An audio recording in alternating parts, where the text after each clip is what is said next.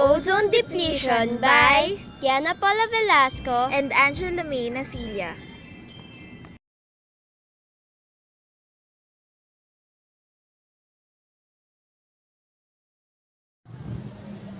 The air we breathe at sea level is composed of approximately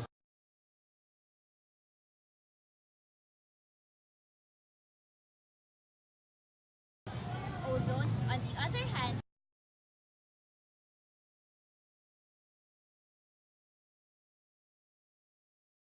is a triatomic form of oxygen. Go! The ozone layer in the stratosphere is often called as the ozone shield because it absorbs most of the potentially hazardous ultraviolet radiation that enters the Earth's atmosphere. Speaking of radiation, ultraviolet radiation consists of wavelength between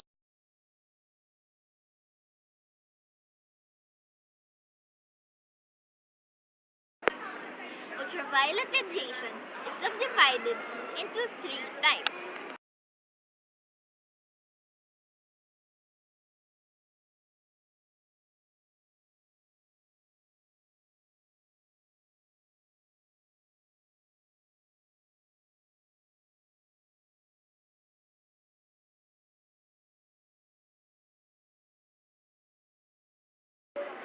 Ouch!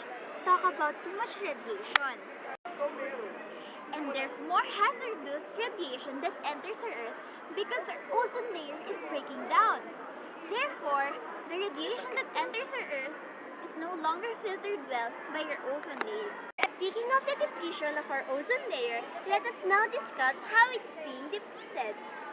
Let us start with CFCs or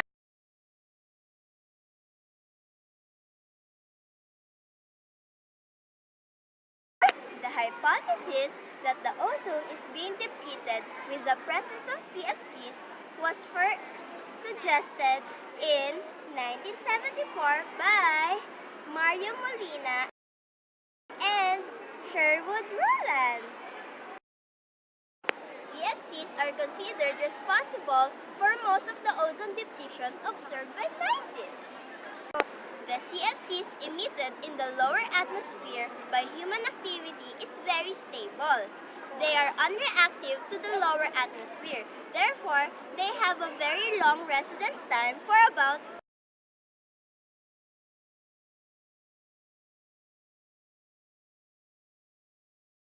and because CFCs have a very long residence time in the lower atmosphere and because the lower atmosphere is very fluid with abundant mixing, the CFCs eventually goes upward into our stratosphere. And there, the reactive chlorine release may then enter into reaction, therefore increasing the ultraviolet B radiation that could cause human skin cancer, and it is also harmful for the immune system. Think about how much CFCs we inject into our ozone. Sunlight, rainout, and oxidation can't break down CFCs because CFCs are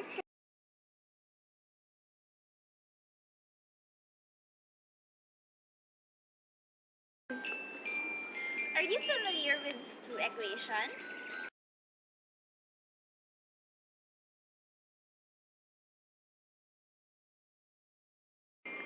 Those two equations define the chemical cycle that can deplete the ozone. This series of reaction is called catalytic chain reaction because the chlorine is not removed but reappears in the second reaction. This process may be repeated over and over again. We will now proceed on how we can prevent air pollution. But first, we have to know what air pollution is.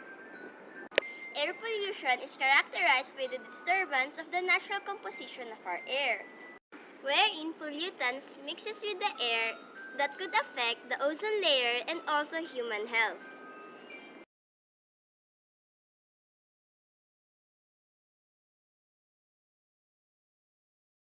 And now that we know what air pollution is, we will now proceed on how we can prevent it. First is assessment. It measures the amount and type of air pollutants. Second is prevention. Once exposure levels have been set, the following steps can be undertaken to reduce exposure to air pollution.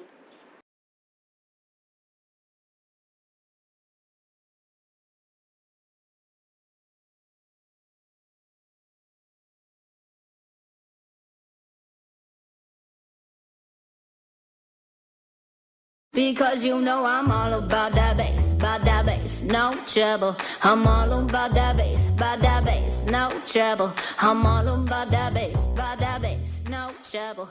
I'm all about